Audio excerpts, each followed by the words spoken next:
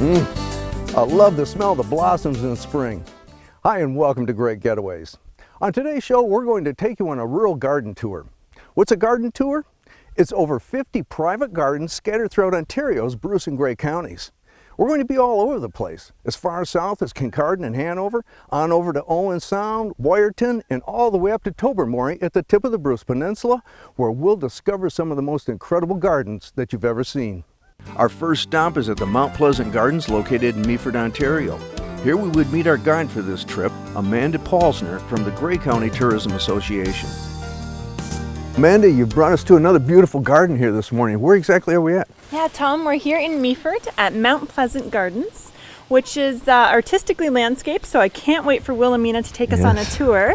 They are a garden that are part of Rural Gardens Grey Bruce, which is a membership base of enthusiastic gardeners who have collaboratively put together a brochure and map that includes all the gardens throughout Grey Bruce. So I'd love for us to take a tour on with Wilhelmina, and here she is now. Oh, very good. Owner Wilhelmina Bowman is a native of Holland and immigrated to Ontario over 30 years ago. Now, coming from Holland, she knew quite a bit about what a garden should look like.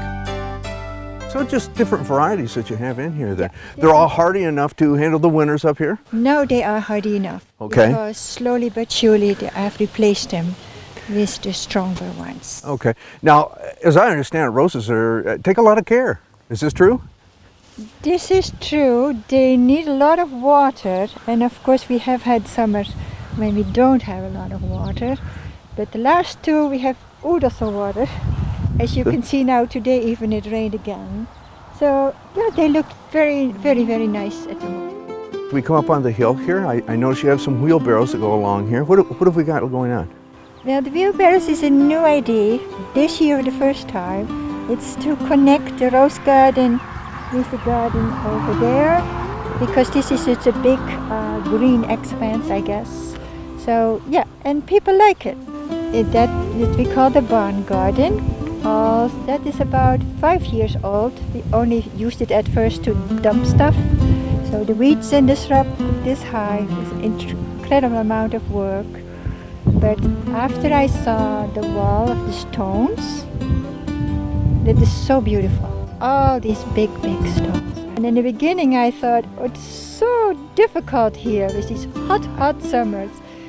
And in Holland, of course, we have a lot of rain. And it seems now everything grew just like that. But now I've learned to deal with this climate, and I enjoy it very much. I enjoy the summers incredibly much. So a lot of swimming in Georgian Bay there, as you can just see. Well, you've got a beautiful sight here as you stand on the property. Not only have you got the gardens, but we've got the Niagara Escarpment in the background here going along the Georgian Bay. So just a beautiful spot to come out here. You can come in, pick her brain a little bit. When you go home, you can plant some of the gardens for yourself and come up with an area just like this. Thank you, Wilhelmina. We appreciate it. You're welcome. Arriving at Carpe Diem, I would sit down with owner Jane Dreiska in the middle of the beautiful gardens to learn more about her labor of love. Well, Jane, this is a beautiful spot that you have here in your gardens. And this is something now you've been working towards for quite a few years. How long has it been here? 20 years. Okay, and how did it all get started? I didn't think I would like gardening because as a child we had to vegetable garden, and you had no choice. And then my dad died when we were negotiating for this farm, and my mother didn't garden, so I picked up his whole garden and just brought it here because there was nothing here. And then I just started year by year, and it just grew. And the rest of the things mostly came from friends. They helped donate when I had nothing, and it just got bigger and bigger. And then I decided I liked being at home, so I could try a business at home, and that's how it got started. Okay, and as you know, we're coming here because it's one of the gardens that you can tour here in the Grey Bruce. And tell us a little bit, though, about when people get here, what all are they going to see? They're going to see mostly perennials, a few hundred varieties, and there's always something in bloom. I do have a lot of annuals, but they are the ones that self-seed, so they just appear year after year. They're going to see some art in the garden and different arbors. But there is always something to look at. Just an experience they can enjoy coming in and walking through then, very relaxed atmosphere. And you can come out here and you can sit down just like we're doing now. And you've got a little gift shop in there that you use too? I paint floor cloths, and that's where I wrap the flowers that I sell. Or if I'm getting ready for a wedding, I will make the bouquets up in there. Yeah, things like that. Okay, so people can actually come here then and pick flowers? They can pick their own flowers if they want to, or they can just buy a bouquet already cut. And I sell the plants out of the garden, like the perennials. Okay. I just dig them up, and especially in iris time, that's nice because they can see exactly what color they're going to get, and it doesn't hurt them any. Now that has been very informative and of course colorful. It was time for lunch, and when you're traveling through Gray County, there's always a unique place to have lunch that includes delicious food. Today we'll stop at the Mill Restaurant located right on the Beaver River. Well, Amanda, one of the nice things about coming to Gray County is all the restaurants that you take us to. We've got some great places, and you brought us to another unique one today. Tell us where we're at and something about the restaurant here. Certainly, definitely, Tom. After us touring some of the rural gardens that we have in the area, I thought we should come and look at the menu here at Mill with some of the local food products they're using. So here's Oliver here, and the chef of the restaurant, and I'm hoping that he can speak to some of the products on the menu. Okay, the master chef here, and Oliver, I understand that you have quite a menu here, and you're doing it in a rather unique way and using a lot of the foods that come from the area. Why don't you tell us a little bit about how you did this? Yeah, I mean, I like to definitely support as many local purveyors as I can in the area. We've set up the menu a little bit differently. We, instead of having I guess traditional appetizers and entrees, we've broken it down into small, medium and large. So it gives, and then we have sides and snacks, so I think it gives a little bit more diversity. It allows you to taste a little bit more of the menu and not be committed to, say, just an entree. After a hearty lunch, it was back to our tour and our last garden of the day, Memory Gardens.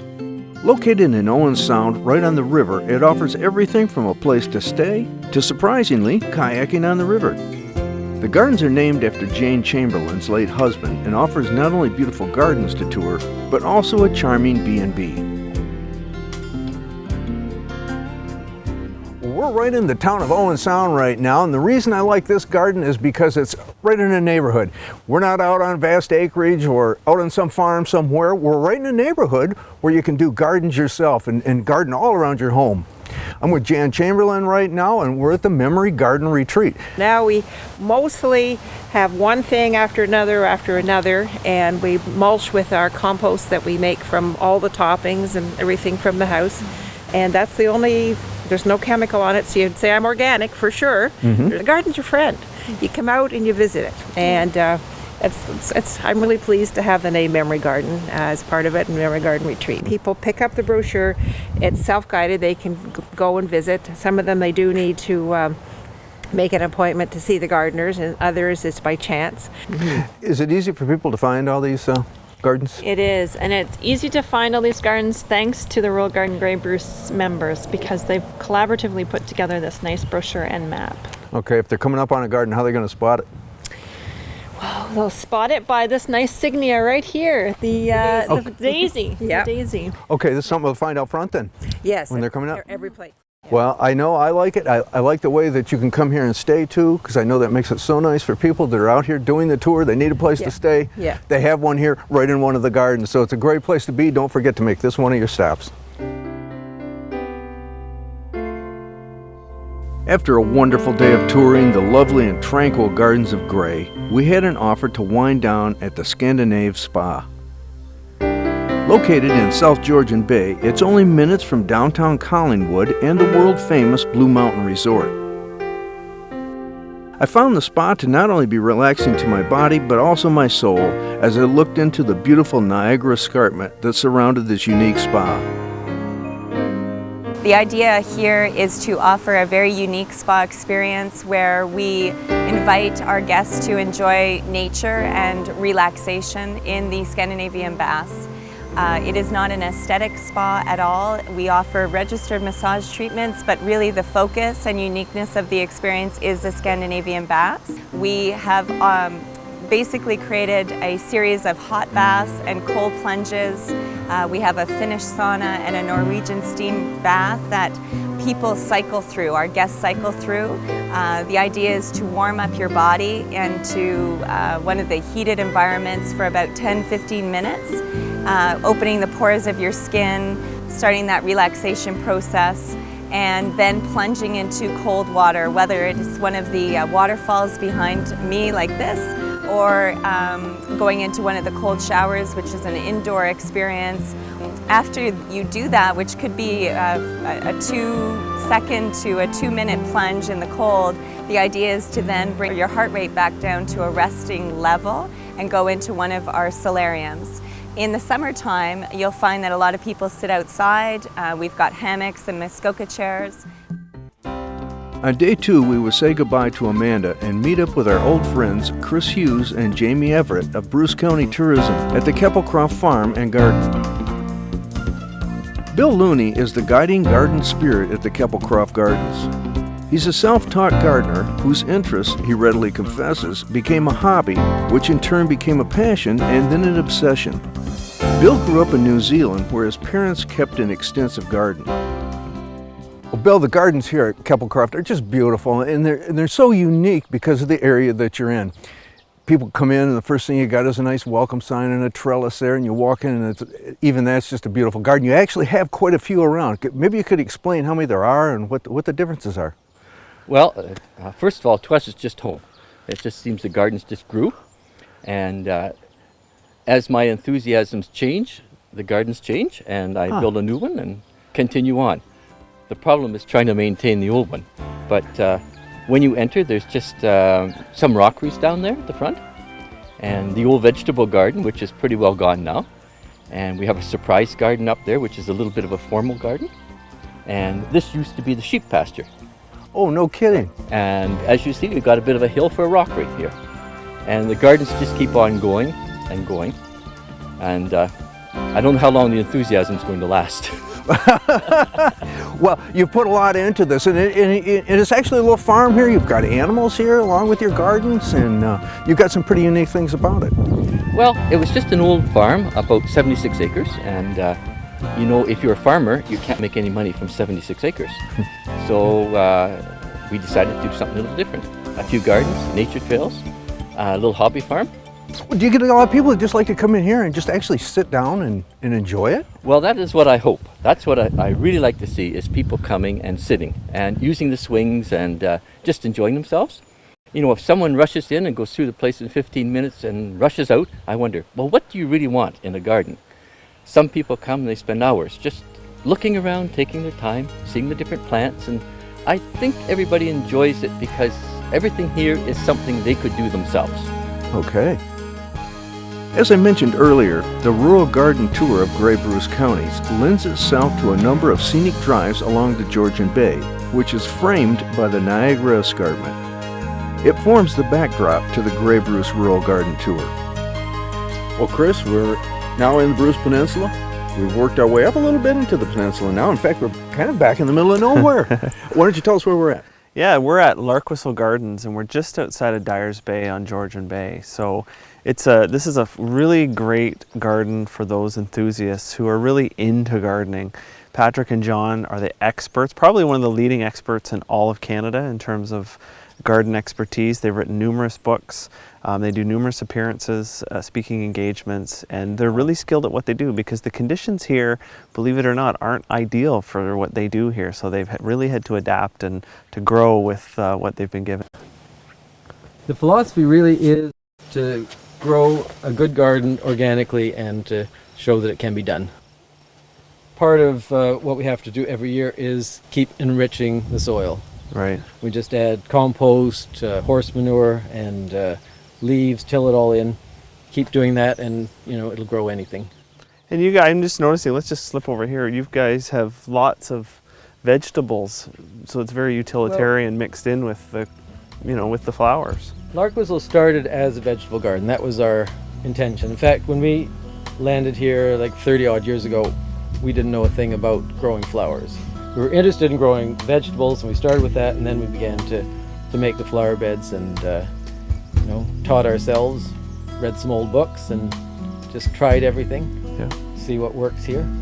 It's an interesting climate here because we can grow things on the peninsula that can't be grown further south. The snow comes early, stays right till April. Often the ground doesn't even freeze. So there are perennials that will survive here that won't in what is called a warmer zone. So we're self-taught right here, and I try and write from experience. I think it's probably the best way. You can give people good guidance, things to avoid, things to do. And so we have 4 books, 2 on perennials, 1 on herbs. We did a kitchen garden book on organic vegetable growing, and I write quite a bit for Canadian Gardening magazine that way. When we ask Earthbound owner Brenda Sutherland what is important to you about your garden, the answer was a passionate one. The sights, the sounds, taste, solitude, and peace found at various times on any given day. And so we would spend some time touring the gardens with Brenda.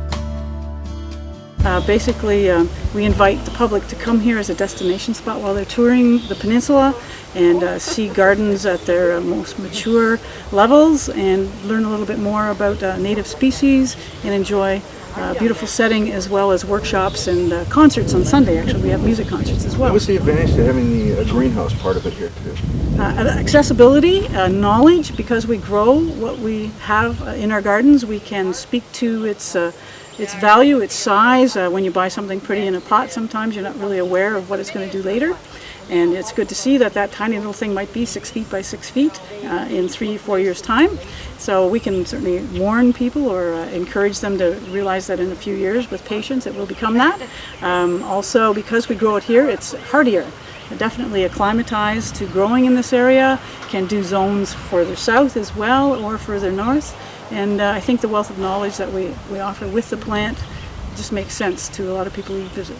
So what we have here then is a mixture of dwarf and tall lilies. Every lily has a different bloom time. So Asiatic dwarf lilies start first, and that's what you see right now on this side. They always stay short. And then you move into tall Asiatics with no smell, into oriental ones like Stargazer and Casablanca. Those are orientals. And from there, that would be early August, and then by mid-August you're into species lilies, and by late August, early September, you're into something called rubrum, which blooms even in shade and will bloom right through September. So we do carry about 15 to 18 different species types of lilies, 18,000 in all, and that's why they call us the Lily Ladies. As we were finishing our tour, Brenda pointed out a unique addition to her gardens, a blue frog. The Rural Garden Tour of Gray and Bruce will give you all kinds of ideas for creating your own distinctive garden at home. Landscaping your property is a form of gardening, so we decided to visit Brian Folmer's landscaping company. His property features waterfall tours, wetlands, and hardwood forests, in addition to the gardens. Brian wants visitors to imagine what various plants would look like in their own yards. Brian likes to mix trees and plants with bright flowers for a colorful view through the seasons. He uses the lawn as an element of design instead of treating it like leftover space as most of us would. And he uses layers of trees to create a sound barrier between the property and the busy road nearby. He demonstrates how to create beauty in an area you might consider a trouble spot. The plants here are very rugged and tolerant to drought, proving you don't need lots of water to have a stunning garden. Evergreens and ornamental grasses round out the garden. Brian Folmer will really inspire you to create an attractive garden in your own yard. Well, Brian, one of the things you're kind of known for having a few oddities in your garden here that you have. What are some of them? Yeah, we like to have the things that aren't common, like to push our boundaries. We saw the palm tree, which is really pushing the zone. We have a variegated tulip tree, which is a version of our native species. It's very rare, hard to get. We have weeping blue Atlas cedar, which is not hardy here. It's a zone 7. We have just a few things that we put them in the right spot. They're sheltered from the wind. They get a lot of snow cover. Well, you certainly have a wide variety of things. Talk about some of the gardens that you do have here. Okay, well, we have some themed gardens. We have a circle maze, which is basically a maze in circular form, so it's hard to get out of. And we have formal rose gardens. We have a labyrinth, which has a few false starts, but it's basically a winding trail, and you go back and forth. You start at the entrance to the property, and it takes you down to the pond and gazebo. And in amongst them, we have meandering gardens. We have a lot of roses, alpines. We have a natural rock garden on a cliff face. When I moved in, I was really fortunate to have a property that had a lot of natural features. So basically anybody that comes in here can probably find something that would work around their home. Oh yes, yeah. We have a lot of different soil types on the property. It's 108 acres, so. As our day was winding down, Jamie had one more stop that not only included beautiful gardens, but dinner cooked over an open fire. It was on the grounds of the Sangeen First Nation. It was part of their traditional feast and storytelling. Our meal started with fresh whitefish, lightly seasoned and cooked to perfection over an open fire right in front of us. Plated with white potatoes, sautéed with wild leeks, accompanied by juicy sweet corn and oven-baked Indian bread called bannock. Dessert was a medley of fresh fruit topped with whipped cream. Even our drink was native brewed traditional cedar tea, flavored with wild ginger syrup.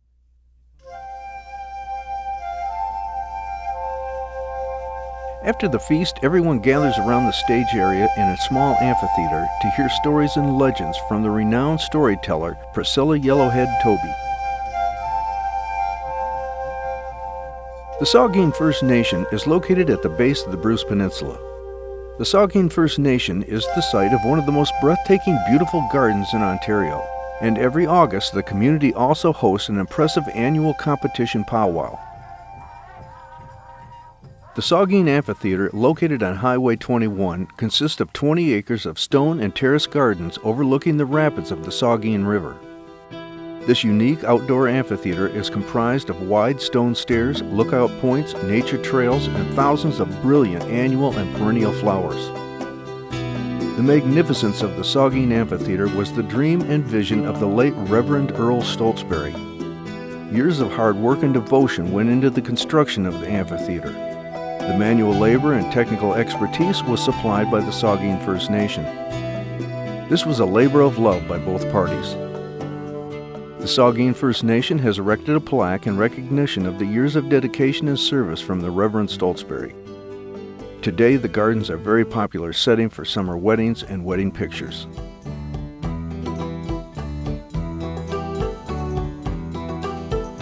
Our last stop on the garden tour is in the small town of Kincardine, and the Labyrinth Peace Gardens is located in the heart of Kincardine at Geddes Environmental Park. Betty Collin, a local artisan, first encountered a labyrinth in Sedona, Arizona while on a photo shoot for her artwork in the fall of 2000. On the plane trip home, she reminisced on the experience and what a profound effect it had on her. It was then she decided that this was a must for Kincardine. This labyrinth, known as a chalice design, has sculptured gardens and paths based on the classical labyrinth pattern, similar to the design in the one in the cathedral at Chartres, France. It all began when several Kincardine residents, having had the opportunity to walk labyrinths on separate occasions around the globe, were compelled to see a labyrinth in their own town. Collectively, they began a group known as Friends of the Labyrinth Peace Gardens. With much enthusiasm, commitment, and hard work, the labyrinth was realized. The flowers that border the paths of the Labyrinth Peace Gardens emerge in a rainbow of color, evoking subtle energies that quiet the mind and allow the inner wisdom to be heard. This meditative walk to the center and back out is a metaphor of life's journey to inner peace. By finding peace within, we obtain peace without, not only in our lives, but in the world too. Today, this ancient medieval tool is making a renaissance all over the world. Once again, you'll find labyrinths in churches, universities, private gardens, indeed almost anywhere.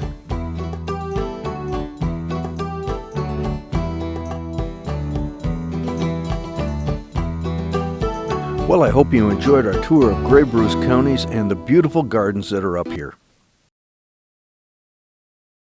If you would like to get more information regarding the Rural Garden Tour, including a copy of a brochure with all the gardens listed and all identified by number shown on a map, and each garden has a yellow daisy symbol so you'll know you're there. It's available from the number on your screen. This is a great place to come and spend a week or two touring the back roads and viewing the spectacular properties. You can also find more information at our website at greatgetaways.tv. Well, I hope you enjoyed the beauty of today's garden tour. It's something the whole family will enjoy. Thanks for watching, and we'll see you soon on another Great Getaway.